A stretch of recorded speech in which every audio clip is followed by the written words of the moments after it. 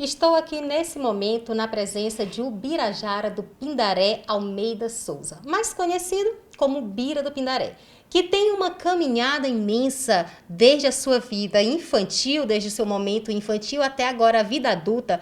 Hoje, Bira é deputado federal, mas também já teve uma vasta caminhada aí dentro de comunidade, não é isso, Bira?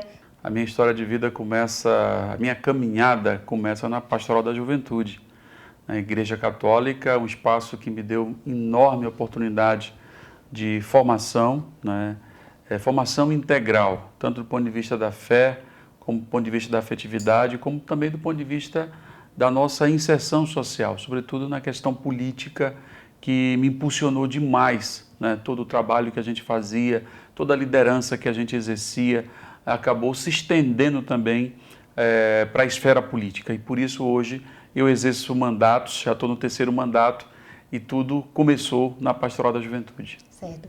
Bira, você nasceu na cidade de Pindaré Mirim, né? Daí vem também o seu nome, Bira do Ubirajara do Pindaré, né? O porquê desse nome, né? Um nome bem diferente, né? Tem raízes indígenas também. Por que desse nome? É um nome realmente indígena, uma homenagem que meu pai fez ao rio Pindaré, né?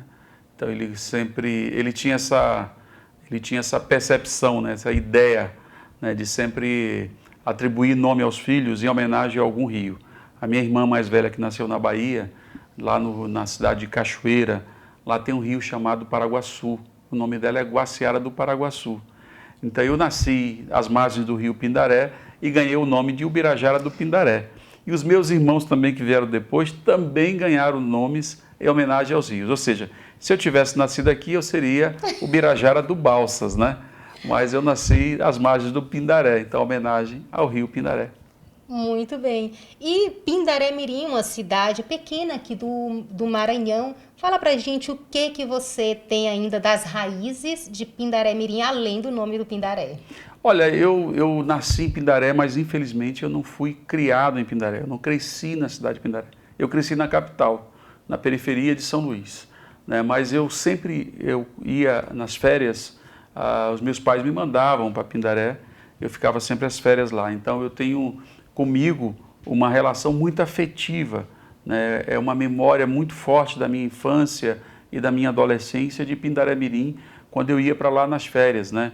Então aquela integração que eu tinha com a cidade, com o município, com o povo, eu acho que eu carrego até hoje, né? Então uma identidade muito grande com a minha cidade, que embora não tenha crescido lá, embora não more lá, mas eu carrego comigo para sempre em razão do nome que homenageia o rio e homenageia também a cidade.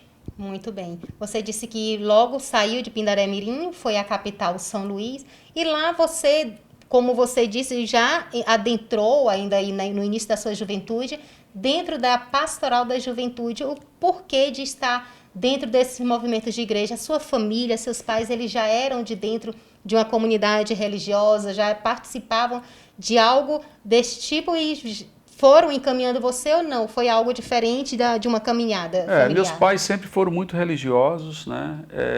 Tanto meu pai quanto minha mãe, e eles estimulavam que a gente fosse para a igreja. E eu gostava muito do ambiente da igreja. Depois eu fui batizado na Igreja Católica, naturalmente, e por decisão ali, por motivação própria mesmo, ainda na infância, eu fiz a primeira comunhão. E depois fiz a crisma, né? Então cumpri todo esse ciclo, né, de formação, dentro da Igreja Católica, e isso acabou me impulsionando a formar um grupo de jovens lá na minha comunidade, né, onde eu morava, em São Luís do Maranhão. E passei a ser um líder daquele grupo de jovens. Então, a Pastoral da Juventude vem sim dessa minha história familiar e da minha ligação muito forte com a fé, né, e com a Igreja Católica. Dentro da Pastoral da Juventude, a gente já sabe que há esse trabalho de se alimentar a liderança. Nisso também, eu já soube que você participou de movimentos estudantis e, a partir disso, de outros movimentos, a qual esteve cada vez mais fortalecendo esse desejo, já essa raiz de liderança que você tinha. A igreja sempre estimulava o engajamento dos leigos, né? Sempre trabalhava essa dimensão, né? De formação das pessoas para que elas exercessem a sua cidadania. Então havia um chamamento da igreja que a gente já tivesse um compromisso cidadão também. E isso eu levei com muita força para todos os lugares que eu frequentei, como por exemplo a universidade. Na universidade eu virei líder estudantil.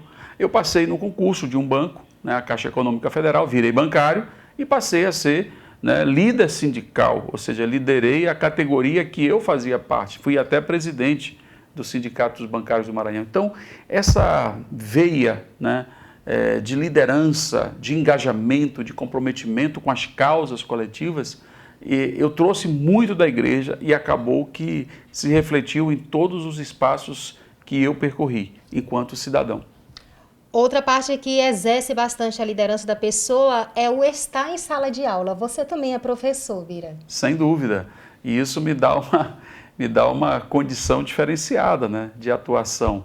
Então, como professor, eu aprendi muito a ouvir, a escutar. O professor normalmente fala muito, mas a gente também tem que escutar os alunos, perceber as suas questões, ter a sensibilidade, né, que o aprendizado é uma troca, não é uma transferência unilateral, e isso a gente constrói juntos. Então eu aprendi muito em sala de aula a ter esse respeito, né, à coletividade, ao grupo, escutar, ouvir e construir a partir daí o nosso aprendizado.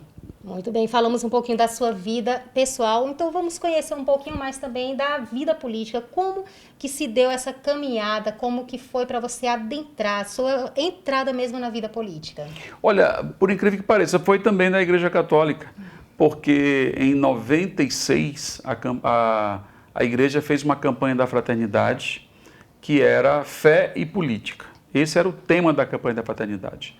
E nós, na Pastoral da Juventude, decidimos ter uma experiência concreta, porque a gente usava o método ver, julgar e agir. Então a gente analisava a realidade, a gente julgava à luz do Evangelho e sempre tinha a última etapa, que era o agir.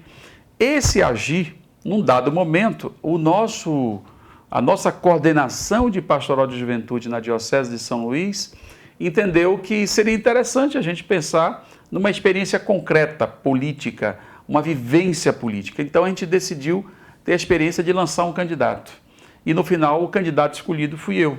Então, em 96 fui candidato a vereador em São Luís, não fui eleito, mas foi uma experiência fantástica, feita pelos jovens da nossa diocese, de maneira muito espontânea, alegre, movida por muita fé, por muita crença, né, por muita convicção, e quase a gente ganha a eleição. Então foi assim uma revelação muito positiva no cenário político de São Luís. Muito bem, e a partir disso, até hoje você está aí nessa caminhada, né? Você hoje como deputado federal, a gente vê muito os seus debates, as suas conversas, você muito a favor, principalmente das causas sociais. Sem dúvida, isso tem sido a nossa marca na nossa trajetória, o tempo todo, seja nos mandatos como deputado estadual, ou seja no mandato agora como deputado federal. Então a gente continua embalando o sonho de transformar a realidade, de transformar a sociedade, de ter uma sociedade mais justa, mais fraterna. E para isso nós temos que ter políticas públicas que realmente cheguem a quem precise, que cheguem às pessoas mais necessitadas, em todas as áreas, começando pela educação, que para nós é sempre uma prioridade, mas também passando pela saúde. Nós estamos num momento de pandemia e é preciso que o SUS seja fortalecido, é preciso que a ciência seja respeitada. Então tudo isso faz parte do nosso ideário e se reflete na nossa atuação. Nós temos um governo atual que, por exemplo, não respeita a ciência, que não recomenda a vacinação, que não recomenda o uso de máscaras, que não recomenda o distanciamento social. Então ele vai na contramão do que a ciência está dizendo só por interesse eleitoreiro. Então, para alimentar um grupo de pessoas que são induzidas por essa visão equivocada, distorcida, fascista e que acaba prejudicando o próprio desenvolvimento social e o enfrentamento à pandemia. Então, essas coisas fazem parte da nossa plataforma de atuação e é permanente, é contínuo. Muito bem. Bira, você disse aí que já iniciou desde o início da sua juventude, você começou a adentrar já na política. Hoje a gente vê que os jovens estão retornando à política. podendo conhecer um pouco mais sobre a política, adentrando, conhecendo seus direitos, seus deveres e também lutando pelas causas sociais por justiça realmente. O que você tem a dizer a essa juventude hoje, aqueles que estão iniciando, adentrando a vida política e aqueles que de certa forma ainda têm aquele receio de poder conhecer a política?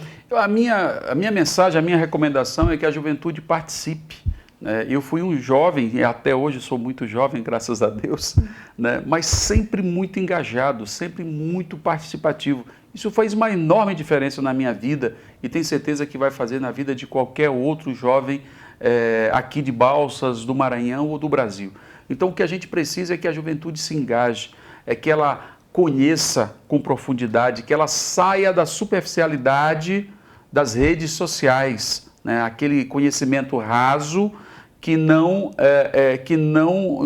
consegue formar nenhuma pessoa, a não ser induzir ao erro. Então é preciso que a gente estude, é preciso que a gente troque ideias, é preciso que a gente debata as ideias, é preciso construir realmente um caminho que permita que a gente tenha uma consciência cidadã e uma convicção própria do caminho a ser seguido. Que a gente não se deixe levar pelos outros, pela mentira, pela enganação, pelas fake news. Eu acho que essa é a grande mensagem que eu posso dar para essa linda juventude que nos acompanha em todos os cantos. Muito bem. Bira, 2022, ano político.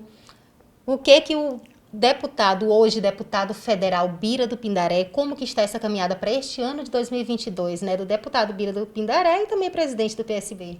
Bom, nós estamos muito animados aqui em Balsas, conseguimos reconstruir o nosso partido no município de Balsas. Eu acho que havia um distanciamento entre nós e Balsas por falta dessa organização. Agora temos.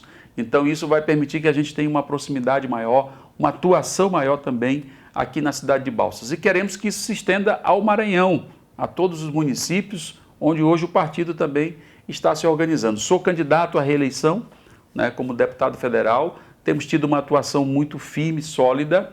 Fui escolhido agora líder da bancada do meu partido, coisa que é rara, que é muito difícil.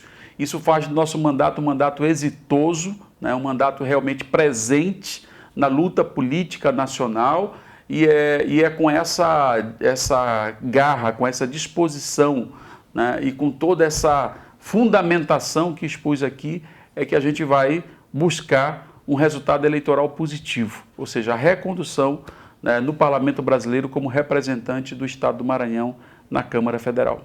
Muito bem. Bira, o nosso muito obrigada. Sua mensagem aí para os nossos telespectadores e também os nossos ouvintes que nos acompanham.